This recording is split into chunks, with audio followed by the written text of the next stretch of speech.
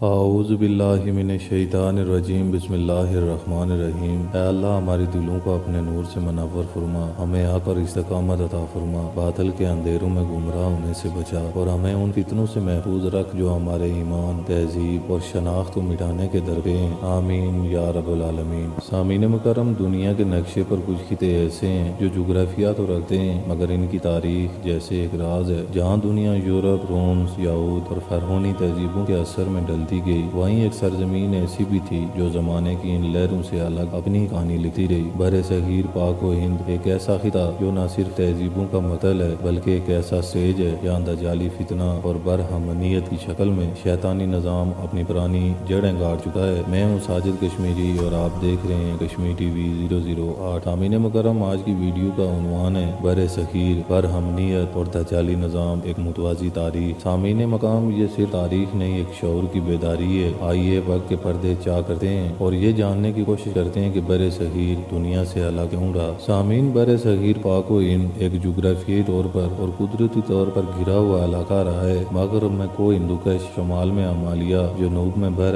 عرب اور مشرق میں خلیج بنگال۔ یہ خطہ ہزاروں سال تک تہذیبوں سے الگ ایک خود ساختہ دنیا رہا۔ یہاں کی تہذیب و تمدن، مذہب، رسم و رواج اور حکومتی نظام باقی دنیا سے الگ تھا۔ یہی وہ خطہ ہے جہاں برہمنیت نے ایک نسل پرستی پر مبنی مذہب کو جنم دیا، جہاں انسانوں کو ذات پات کی بنیاد پر تقسیم کیا گیا اور شودر جیسا انسانیت سوچ تصور پیدا ہوا جو دجالی ذہنیت کی بدترین شکل تھی۔ سامعین کرام، جب محمد بن قاسم نے 712 عیسوی میں سندھ کے دروازے پر دستک دی تو صرف ایک تلوار نہیں آئی تھی بلکہ ایک نظریہ آیا تھا۔ اسلام کا نظریہ مساوات، عدل، علم اور توحید پر مشتمل تھا۔ یہ نظریہ براہ راست اس برہمن سامراج سے ٹکرایا جو لوگوں کو علم سے دور رکھ کر ان پر حکمرانی کرتا تھا۔ پھر سلطان محمود غزنوی آئے جنہوں نے سومنات جیسے طاقت کے مرکز کو چیلنج کیا۔ اس کے بعد التمش، لودھی، بابر، ہمایوں، اکبر اور اورنگزیب جیسے حکمران آئے، مگر بر صغیر نے کبھی خلافت اسلامیہ کا حصہ بننے کی کوشش نہ کی۔ یہاں اسلام کا رنگ الگ رہا اور یہ خطہ خلافت عثمانیہ سے متوازی ایک اپنی الگ دنیا میں رہا۔ 17ویں صدی میں یورپ میں دجالی تہذیب نے سر اٹھایا۔ سائنس کے نام پر مادیت، جمہوریت کے نام پر شیطانیت اور میڈیا کے ذریعے ذہنوں کو غلام بنایا گیا۔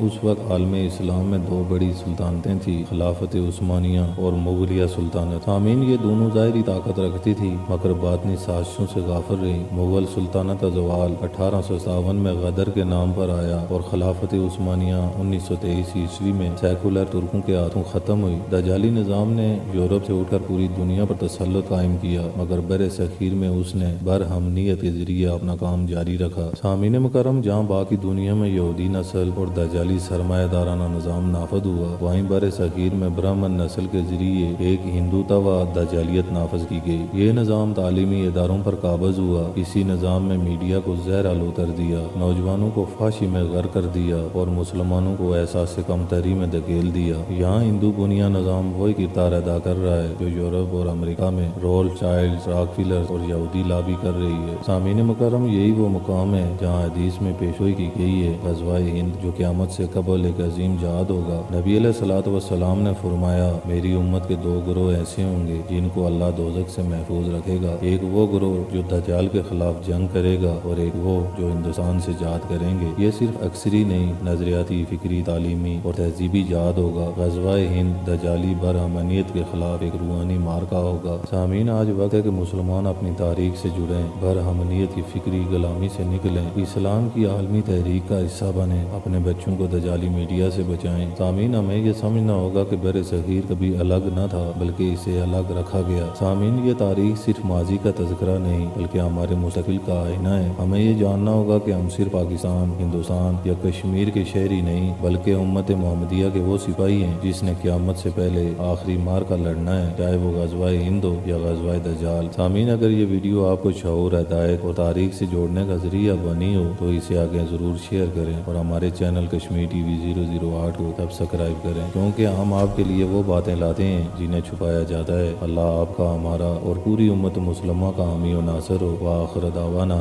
ان الحمدللہ رب العالمین۔